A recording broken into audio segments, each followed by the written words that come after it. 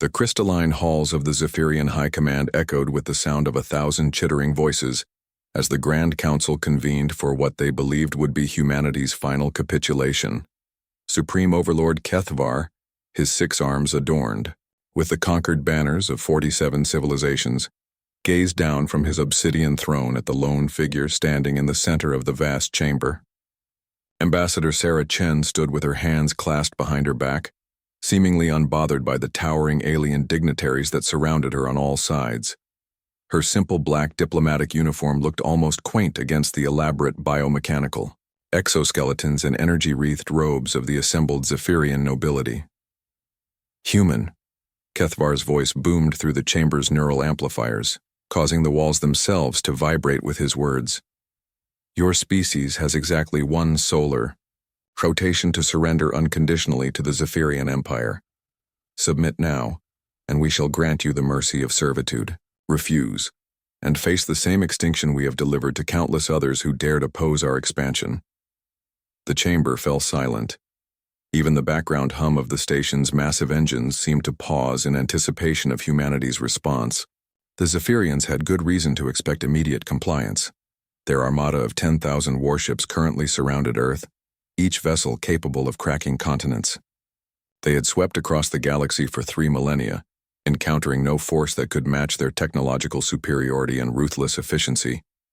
Ambassador Chen tilted her head slightly, as if considering the ultimatum carefully. Then, to the absolute shock of every being present, she began to laugh. It started as a quiet chuckle, but grew into full-bodied laughter that rang through the crystalline halls like a bell.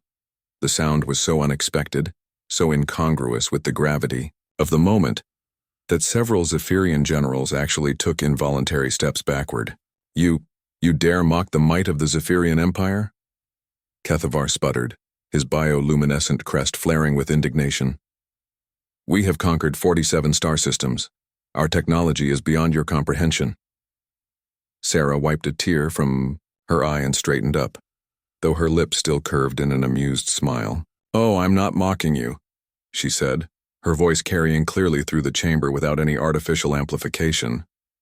I'm just, well, it's funny. You really don't understand what you're dealing with, do you? War Marshal Zixanth, whose cybernetic implants covered half his serpentine face, leaned forward menacingly. Enlighten us, primitive. What delusion gives you such confidence? Sarah walked slowly in a circle, her footsteps clicking against the polished floor as she addressed the assembled council. Let me tell you a story about humans, Marshal. About what we were before we ever reached the stars. She stopped and faced Kethvar directly. We evolved on a death world. Do you know what that means? While your species developed in the comfort of stable climates and predictable seasons, we survived ice ages that lasted thousands of years.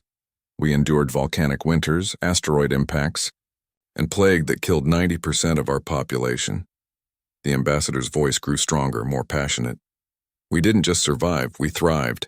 We turned deserts into gardens, tamed lightning for our use, and split the atom while most species were still discovering fire. We've been at war with our own planet for 2 million years, and we won.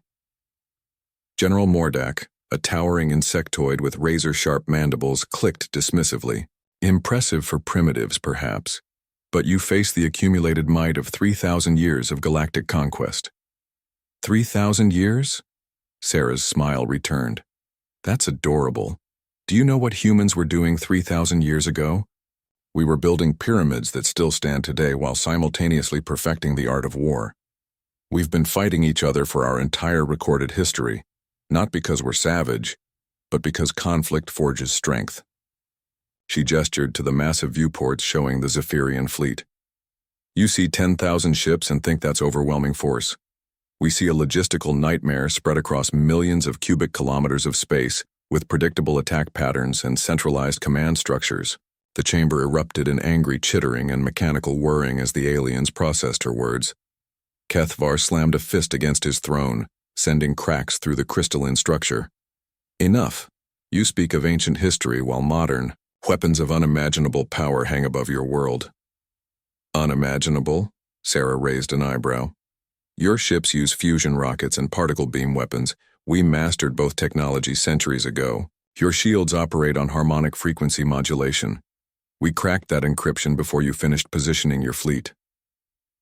The War Marshal's optical implants flashed red. Impossible! Our intelligence reports show humanity has barely achieved interstellar flight. Your intelligence reports show what we wanted them to show, Sarah replied calmly.